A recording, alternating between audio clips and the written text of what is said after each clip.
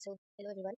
आज हम डिस्कस कर रहे हैं इंपॉर्टेंट टॉपिक्स जो कि जनरली आपकी सीबीएसई 10th क्लास बोर्ड्स में आते हैं, और अगर आपने पूरे साल मैथ्स नहीं करी है तो ये टॉपिक्स आप एक महीने में कवर अप करके अच्छे मार्क्स स्कोर कर सकते हो। So these are the topics. सबसे पहला टॉपिक आता है हमारा रियल नंबर्स। रियल नंबर्स बहुत ही ईजी टॉपिक है जिसमें आपको सिर्फ और सिर्फ दो चीज़ें आनी चाहिए। पहला तो एचसीएफ निकालना, एलसीएम निकालना, और इसके अलावा हमारा एक फॉर्मूला होता है HCF into LCM equals to product of two numbers. हम टू नंबर्स यहाँ पे ए और बी मान लेते हैं, तो ए इंटू बी के इक्वल हमारा एचसीएफ इंटू एलसीएम होता है। इसमें एक ये फॉर्मूला है, और इसके अलावा इसमें एक और फॉर्मूला है जो कि मतलब फॉर्मूला नहीं कह सकते उसे, वो प्रूफ वाले आते हैं कि proof that root 3 is an irrational number, root 5 is an irrational number. तो वो वाले कंसेप्ट आते हैं इसमें से जनरली। तो बस यही दो चीज़ें इसमें जो मेन आनी चाहिए। उसके बाद नेक्स्ट हमारा टॉपिक है पॉलिनोमियल्स।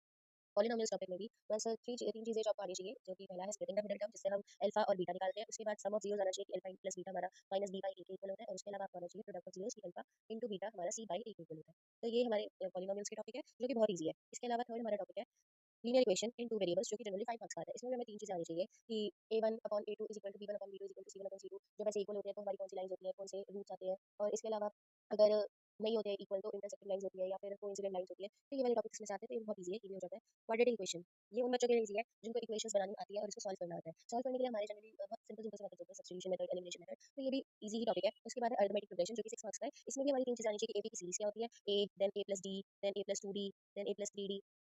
ठीक है, तो ये हमारी जनरली एपी की सीरीज होती है, आगे तक ये चलती जाती है। इसके अलावा इसमें हमें एन का फॉर्मूला पता होना चाहिए। एन का फॉर्मूला होता है A plus N minus one D. ठीक है, इसके अलावा तीसरी चीज़ हमें इसमें क्या पता होनी चाहिए, एस एन का फॉर्मूला। एस एन का फॉर्मूला होता है N by two two A plus N minus one D.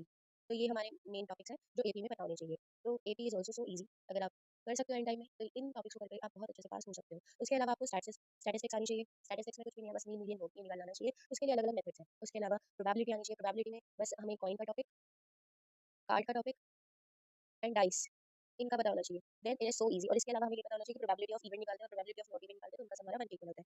It's also so easy. इसके अलावा ईजी तब है जब आप इसको प्रैक्टिस करोगे 1 मंथ में, बिकॉज़ लास्ट 1 मंथ ही बचा है, 1 मंथ भी पूरा नहीं है फरवरी का। तो अगर आपको 15 डेज़ में कुछ कवर अप करना है पूरे साल में, तो आप ये वाले टॉपिक्स कर सकते हो जो कि जनरली ईजी है। उसके अलावा ट्रिग्नोमेट्री, ट्रिग्नोमेट्री सुन के नाम बच्चे ऐसे सोचते हैं कि ये बहुत मुश्किल होगा, बट नहीं, इसमें सिर्फ एक्सरसाइज 8.3 मुश्किल है, जिसमें हमारे 3 फॉर्मूले आते हैं, जो कि मुझे लगता है कि थोड़ा-सा मुश्किल होता है। तो आप उसको छोड़ के 8.1 या 8.2 पे फोकस कर सकते हो। और उसके अलावा जो 9th चैप्टर है, अगर 8.1 और 8.2 अच्छे से आ गए तो 9th chapter is also very easy.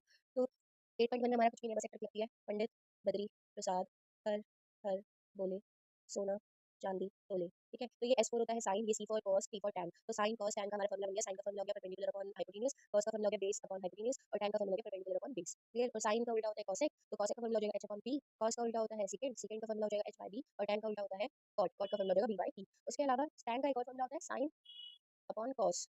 ठीक है, टैन का ये एक और मतलब इसके अलावा एक और फॉर्मूला होता है साइन अपॉन कॉस। तो अगर टैन का साइन बाय कॉस है तो कॉट टैन का उल्टा होता है, मींस कॉस अपॉन साइन। सो ये हमारे मेन टॉपिक्स हैं जो आगे चाहिए ट्रिग्नोमेट्री में, और एप्लीकेशंस ऑफ ट्रिग्नोमेट्री इसी के ऊपर बेस है। ठीक है, अगर आपको ये आता है तो आप ये कर सकते हो। Okay, so these are the important topics.